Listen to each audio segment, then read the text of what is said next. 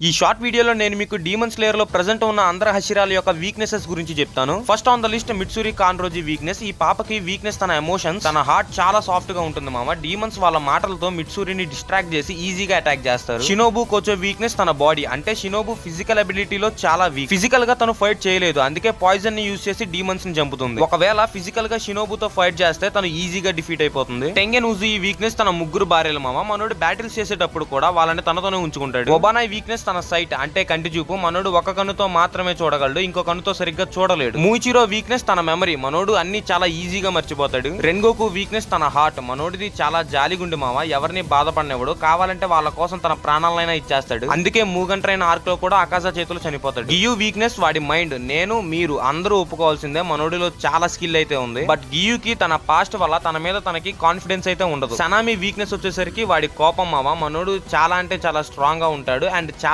Aggressive గా fight చేస్తాడు. ఆ కోపమే వాడిని ఫైట్ చేసేటప్పుడు తప్పడడుగు వేసేలా చేసిద్ది. అండ్ ఫైనల్ గా లిస్ట్ లో గియోమే హెమజిమా. మనోడికి నాకు తెలిసినంత వరకు ఎలాంటి వీక్నెస్ అయితే లేదు. సో మీకేమైనా వాడి వీక్నెస్ తెలిస్తే కింద కమెంట్ సెక్షన్ లో ఖచ్చితంగా కమెంట్ చేయండి.